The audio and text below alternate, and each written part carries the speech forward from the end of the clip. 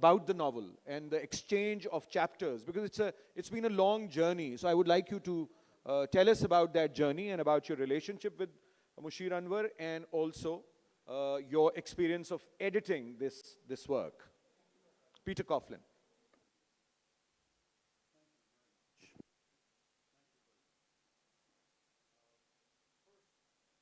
I think I should briefly present myself and how I got to know Khayyam and Mushir's wife, Malka.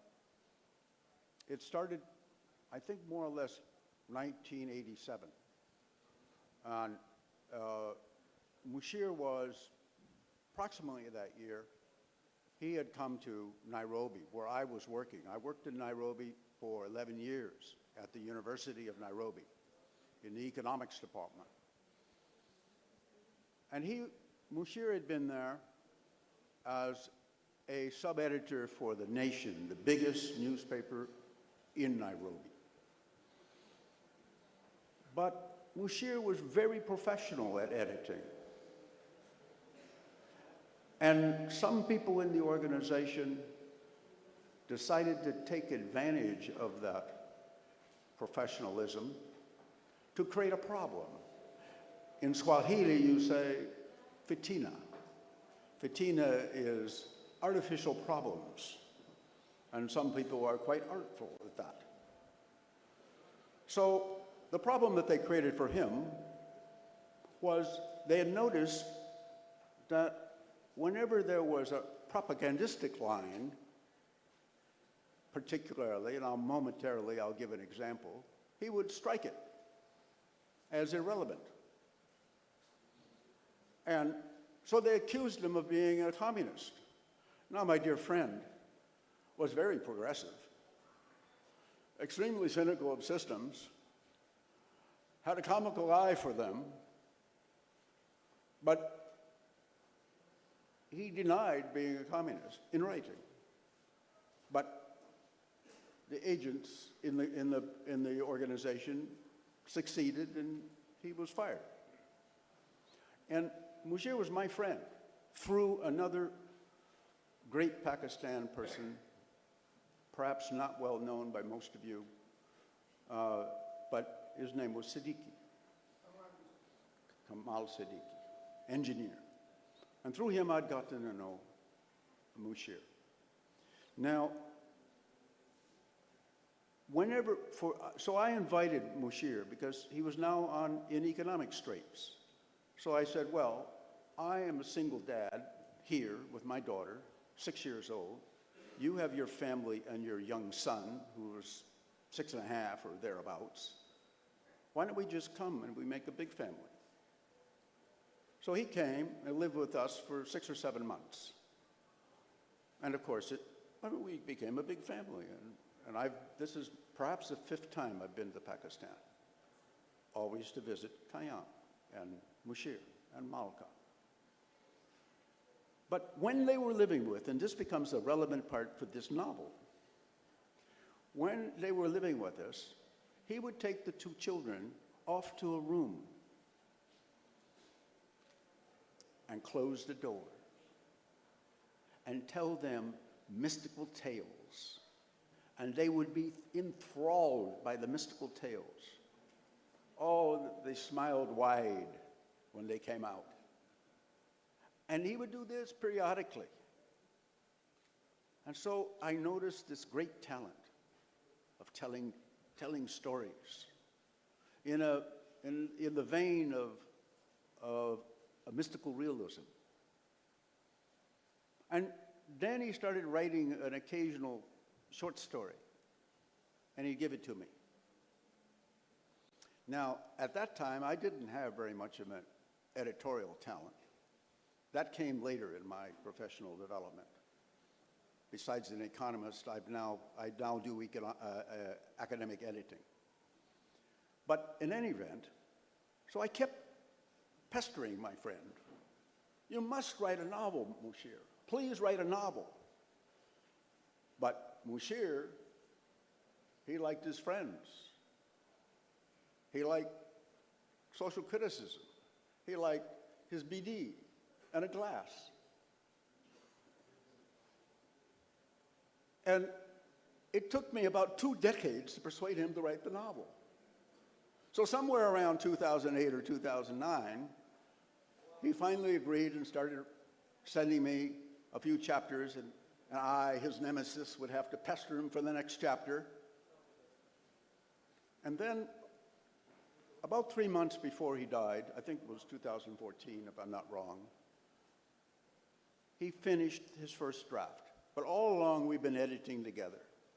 Sometimes 2 or 3 rounds, you know, back and forth, and questions, and little small editing. My contribution is relatively trivial. I mean, anybody who's an author knows you know, you make little things, and it needs to be tightened here, or some little preposition changed there, minor stuff. And so, 3 months later, well, 1 month later, his wife died. 3 months later, he died in December of 2014. So I contacted his son. But you have to realize I was kind of like the uncle to the son. We lived together. He knew me. He knew my daughter. They were still in contact. We were family. So I said, Khayyam, let's finish this thing, you know, because I realized the value of it. This is a great work. And I would be nearly criminal and completely immoral if I didn't finish it. So Khayyam and I worked together. It took quite a number of years to finally finish it properly. And we added a table of genealogy to make things clear, and a glossary of certain terms, an occasional footnote to clarify an expression, minor stuff, plus occasional little thing in the text. But he wrote beautiful text, and that's the value of this book. So it is well woven. It has multi plots, nicely interwoven, subtle, gradual progression of motives, and a very, very significant work, full of, you know, you can't make social observations as if you're preachy. Can't do that. And he doesn't. But just the presentation of events themselves is a social observation. Very, very astutely done. So that's my perception of the work. Thank you very much. Let me read a small, you know, one of the, it's a haunting paragraph from the novel. There's a subtle, imperceptible trick that provides brief intervals of revival between stretches of pain, sorrow, or worry, probably to prepare you for sharper pains and more intense intimations of sorrow. It is not the journey's end, but the stops on the way that mitigate the disillusionment of arrival and the apprehension about the next departure. I'll come to you, Dr. Sayyid Nomanul Haq. You make a point about the style in your prologue. You say that stylistically, magic realism also appears with quick adventures into metaphysical symbolism, and you have given a few examples after that. Would you like to comment on the style that he has used in creating this narrative, in weaving this narrative rather? You know that throughout the novel he talks about an unending quest. A quest that does not end. We try to reach the destination, but we fail each time. And then actually one of his characters does say this, like Sufis, for whom it is the journey which is important, not that destination. And this is something very interesting. There is a sequence in the novel where two people are actually migrating from India to Pakistan, to an unknown land. They're in a bus, and the bus has a very hazardous journey, very hazardous journey. And just after that, he inserts a small section, and he calls it "Not Your Station." There's a question mark, "Not Your Station." And this is the story of an Indian gentleman who is in a train traveling from Calcutta, I don't know where, to Bombay or something. And it keeps coming back to where it starts from. It goes to a station and comes back. It goes to a station and comes back. Now this is certainly, kind of magic realism, because some things that are supernatural are happening. But you see, there is a depth. There's a depth in Mushir Anwar Sahab's narrative, where he plays with symbols quite a lot. Can I just add one thing to what Javed Jabbar Sahab said? Javed Jabbar Sahab Please. always inspires me. Javed Jabbar Sahab said that details are so important in Mushir Anwar Sahab, and I did not know that, because he was writing for Dawn, you know that. But a column is a column, and this book is something else. I really did not know. I was so surprised. I was transported to another plane. Now there is a portrait of a character called Uncle Ghafoor. Uncle Ghafoor, yeah. I recall that once when I was in the BBC, and I used to read the news and translate the news from English into Urdu. So a news item came that Her Majesty's cousin has died. Now, how do we translate cousin? Those days we were not allowed to use English words. These days, there's no problem. You'll say, Malika Aliya ki cousin ka intiqal ho gaya. We were not allowed to use English words. That we are known The names of by family relationships. And the whole catalog of relationships. Saas and Bahu and Devar and Bhabi and Mamu or Puppo or Samziana or Dadiyal and Nanyal. I mean, this is a very good catalog for teaching, household relationships in South Asian Muslim families. This is a matter of detail. There's a massive catalog. So I wanted to say that stylistically, Mushir Anwar is his own style, playing with metaphors and entangling them with real issues. There is Gandhiji in it, and there's Jinnah Sahib in it. There are social imbalances in it, but they're all wrapped up in symbolism, in mystical symbolism. Go ahead, please. Thank you. Thank you very much. Javed Sahab, coming to you, you have picked up a few sentences which are not clever, but they're very imaginative. And so would you like to, speak a little more about the style as you look at it, and also this prose, which is amazing prose, and as Dr. Sayyid Nomanul had just said, that's full of wisdom. Each sentence brings an idea forward, which is, absolutely startling. And so would you like to please comment on that? Thank you, Haris. I think the comments have been very enlightening, Noman Sahab and Mr. Coughlin.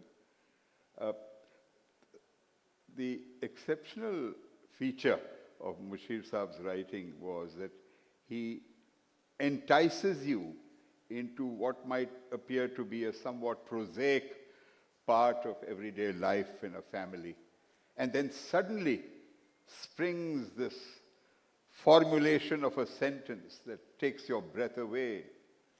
For example, the rich, and I can see so many rich people here, in fact. Riches. You may not like what he has to say about the rich, but these are noble rich. The rich live on time stolen from the poor. Kya baat hai ye? I've never heard a formulation of this kind. So profound. The sociological, economical, dimensional meaning of that term. The rich live on time stolen from the poor. Ah, and then, without being morose, but, quote, the room was sunk in the evident, and yet it isn't. Stories have no beginning, though they may have an end. And there are, umpteen sentences of this nature. But let me deviate from the framing of your question to me, Haris, just to say that for some reason I find this quintessentially a middle-class novel. And a middle-class novel which is not to be seen from an economic strata point of view. It is a sensibility that derives the best from the urbane, from the rich, from the literate, the privileged, but also has its heart with the deprived and the poor. And he fuses these sensibilities of political economy that shape South Asian society so well, and Muslim society, and of course the unspeakable references to the Ahmadis. Oh, the Ahmadis. Someone must be looking through the book to find out how we can try to ban it. But they'll also possibly try to read in this the implication that he refers to my favorite institution, the armed forces. But subtle as he is, he omits the word armed. And he just says, the forces. Now, the forces, of course, he doesn't mean the armed forces, because he knows he might even be tried for sedition even after he has left this life, as are so many people being tried for sedition currently. So the forces and the middle class makes for a truly, it's a political novel.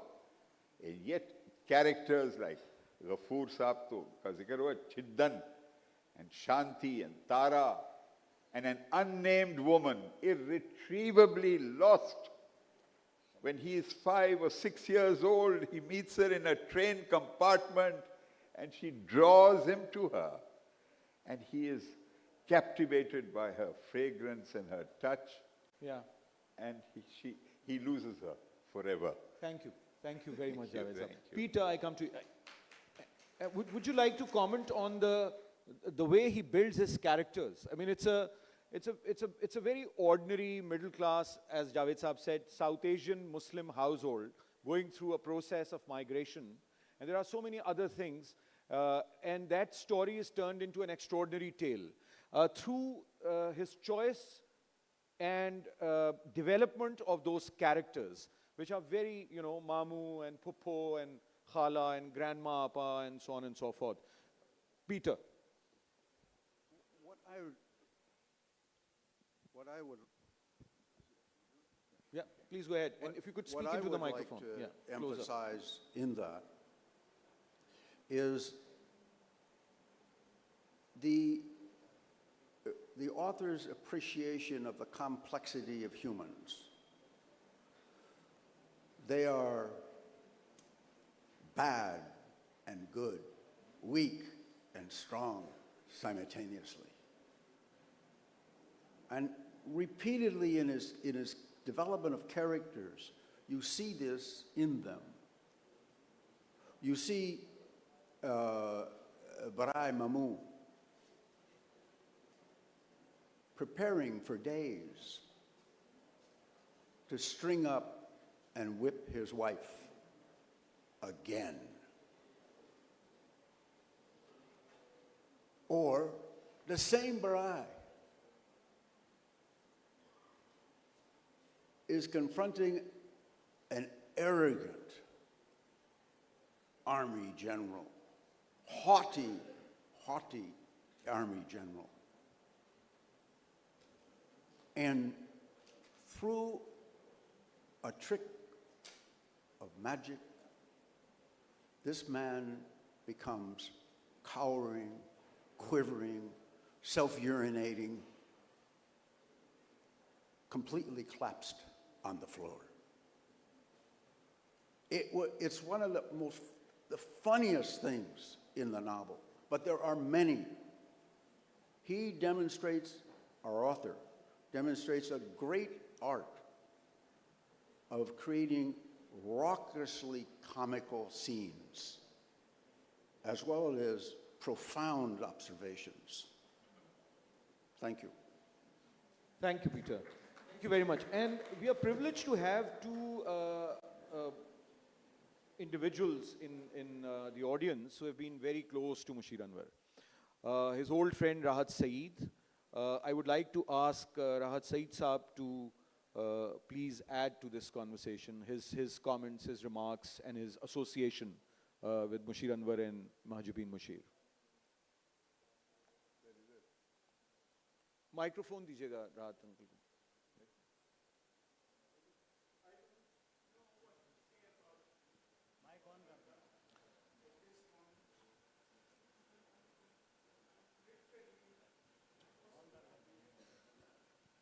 Thank you. I mean, we share your grief, of course. Iftikhar Arif Saab is also here. Sir, हाँ, आप बताइए.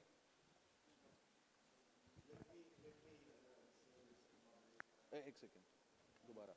Iftikhar bhai may or may not know this, but Mushir Anwar Saab loved him.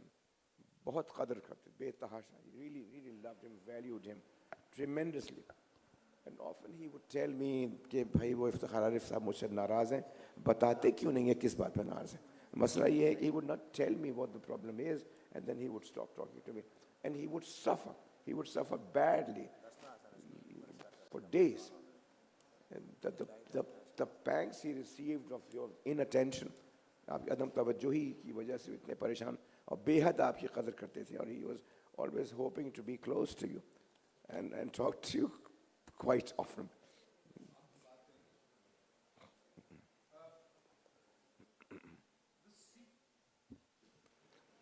The secret of his fitness lay in using his limbs, his senses, his mind, and his spirit.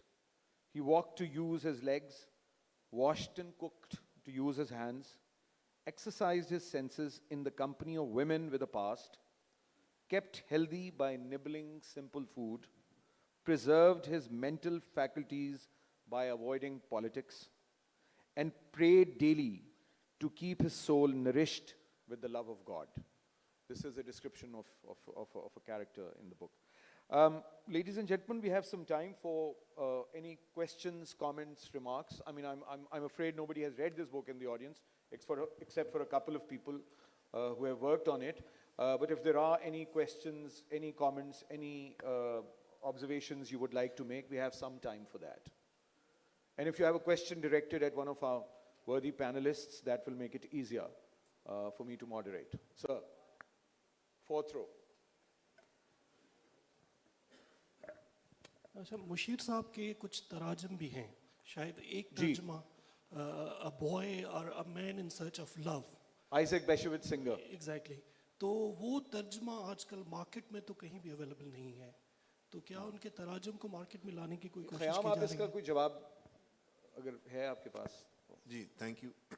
नहीं, वो तर्जुमा जो है वो available है, आपको city press book shop से मिल जाएगा. उसका उर्दू में उन्वान है मोहब्बत का मुतलाशी एक नौजवान, जो आइजैक बैशेविच सिंगर का नॉवल था, a young man in search of love, उसकी ट्रांसलेशन है.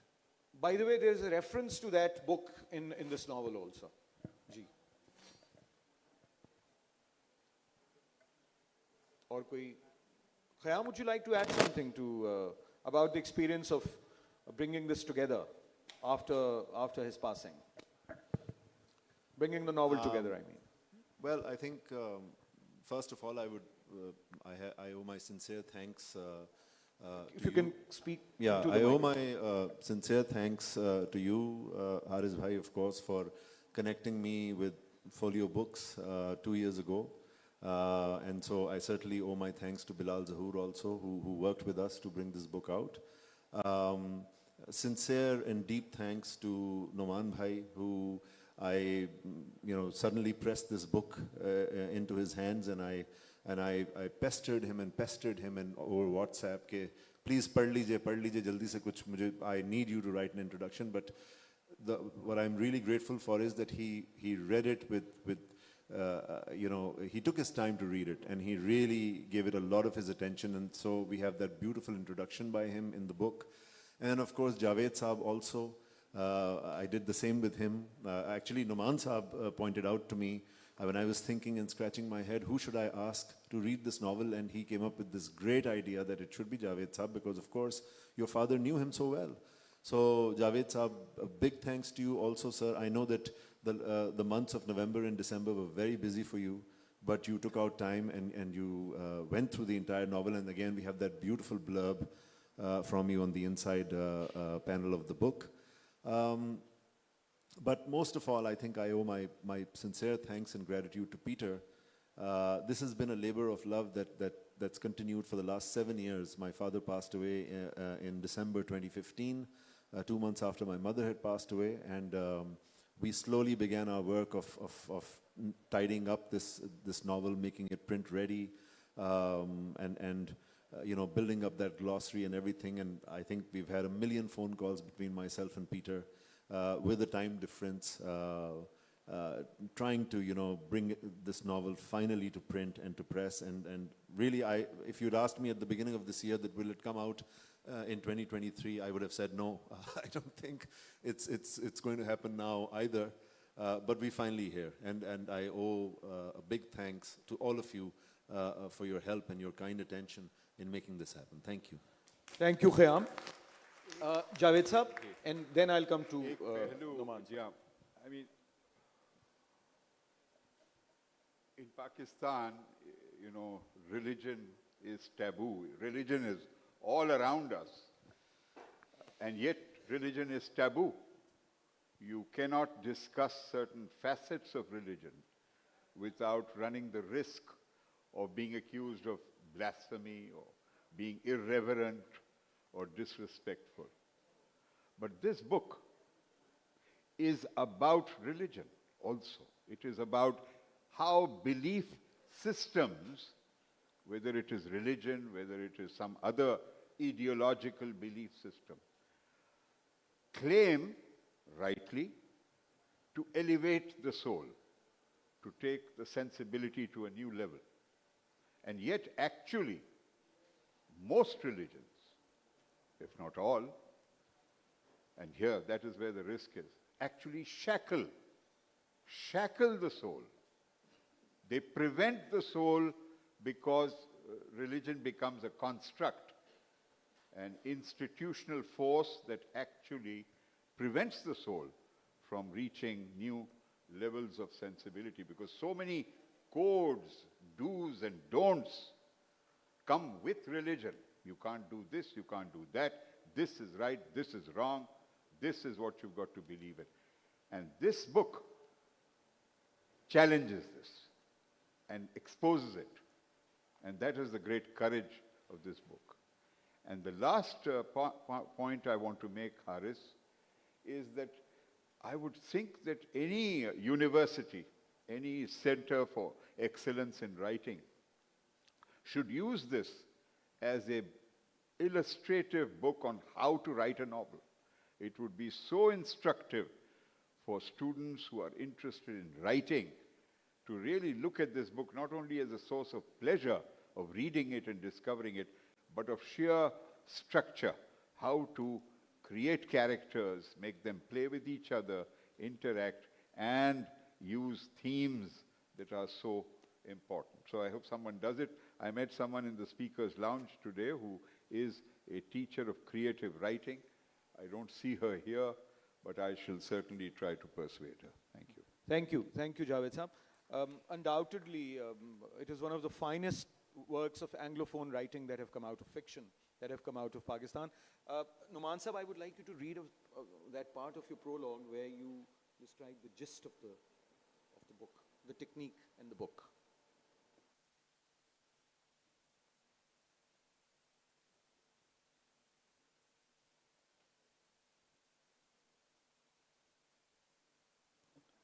I'm really tempted to read the whole thing, but I won't.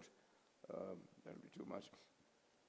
एक बात जो बहुत अहम है और मैं उर्दू में कह दूँ वो ये है कि the groundedness of this novel in the Urdu literary tradition is also something to be recognized. Bashir Sahab was not so anglicized that he would have nothing to do with the Urdu literary tradition. So I have commented on that, and I think that I'll read that because that shows another dimension of his literary narrative. Long ago, when I read the classic Umrao Jan Ada of Mirza Hadi Ruswa, I was amazed. Even at that young age, at a sequence in the novel of a mushaira, in which numerous poets read their poems. In this assembly, each poet had a distinct style and diction and a peculiar social demeanor. Both behaviorally and poetically, some were serious, formal, and dignified. Others were frivolous, vulgar, and loose. And some others just non-entities. To complicate things further, these sets of attributes were not mutually exclusive. And yet, all poets who participated in this mushaira were portrayed by Mirza Ruswa in the fullness of their individual uniqueness. In effect, many poems with varying literary characteristics were written by a single poet. The author himself, that is. And it was this same very single author who transmuted himself into so many Lucknow personalities with their telltale idiosyncrasies.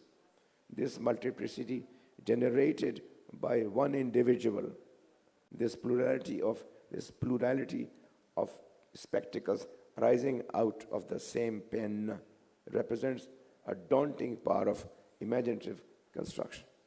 A daunting power of imaginative construction, a skill we recognize in self-poets, and this enables Mushir Anwar to shape the ocean into a channel. एक चीज़ और थी मैं पढ़ना चाह रहा था but देखिए अगर वो मुझे मिल जाए तो अभी तो मिल गई थी फिर मैंने उसको बंद कर anyway. I mean, I of course it is the novel that you will read, but do read the prologue too. You were talking about my personal relationship with Mushir Sahab, or when I started, I'm very, very slow in writing. I'm very slow. I'm known to be a procrastinator, and I think this is the explanation of the failure in my life. I'm very, very slow. But for some reason, Khayyam pestered me, and I'm grateful to him that he pestered me, and I wrote it. I usually don't write these things easily, but I did. I came through with it. And at that point, I realized how much I cared for Mushir Sahab, how much he had affected my soul and my heart, and how, deserted Islamabad seems to be without him.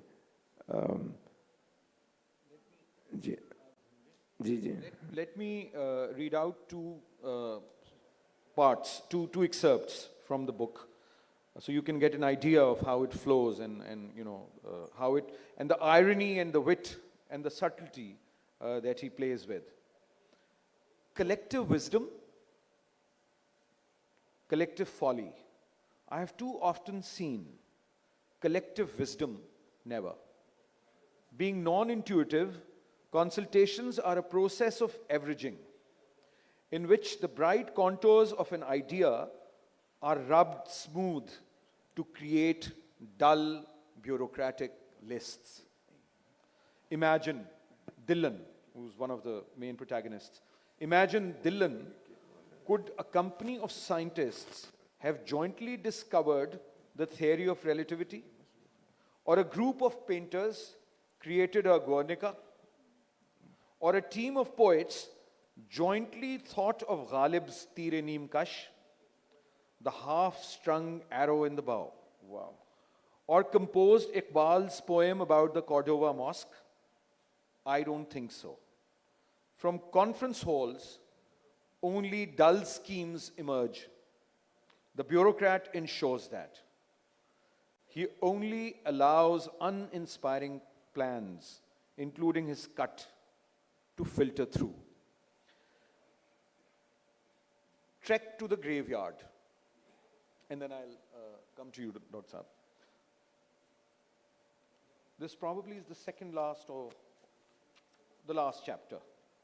a brief last chapter. And it opens, trek to the graveyard. True, the coffin was heavy, and the pallbearers were panting. But it was not heavy because of the physical weight of the corpse, which was quite light, since towards his end, the deceased had little appetite and only nibbled at his food. Nor, despite traditional beliefs, did the sins of the deceased add to the dead person's weight to punish the near and dear ones for carrying the sinner's body on their shoulders to the grave, where its reception is awaited eagerly to begin in earnest the prescribed after-death retribution. No, the coffin was heavy because the casket's frame and canopy were made of dense wood like shisham. Wow. So you can see that, how he challenges and sort of subtly subverts the ideas which may be religious, which may be social, and he continues to do that in the narrative of the novel. Noman Saab. I'm particularly drawn to this passage, which is on page 141, due to what Javed Jabbar Saab said. Mushir Anwar Saab talks about Marxism. India couldn't stomach Marxism. India couldn't stomach Marxism, nor even Gandhiism. At its best, the culture of the subcontinent was that of discretion and considerations manifested more in mental reservations and balancing on the tightrope between yes and no, where appearances matter and truthfulness is rude. Javed sir. With your permission, but a very brief one. I love this because it's self-critical, it is negative, which I hate negativity, but it is very pungent. And this is, he says, the marriage separated him from his clan-like family and ultimately brought him to Pakistan, where the final dispersal of all that was dear, clean, and sacred began.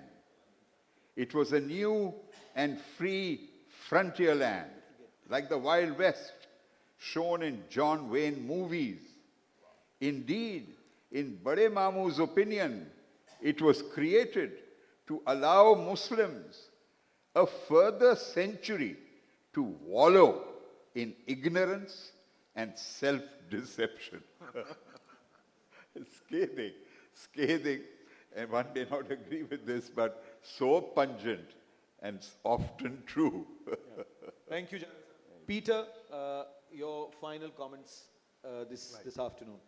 On the I would like to very, very briefly draw attention to a point that none have raised yet. There are various actors in this book that are female. And they suffer in a series of different ways. From the old, striving for the new, bearing the consequences of their decisions. For a reader aware of the process of social change and the scars that many people accumulate in the process, those examples, never preachy, just presenting the facts of their lives, but accumulated, you begin to see a criticism there. But it's very, very subtle. Yeah. But it's another line that is very valuable in this novel, for me.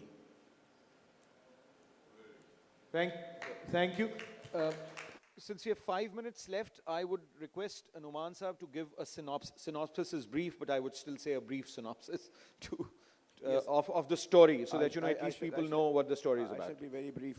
I will talk about the structure of this work. It moves at three planes. It moves to the plane of family structure, a household, particularly a South Asian Muslim household. That is one plane. The other is the social world around it.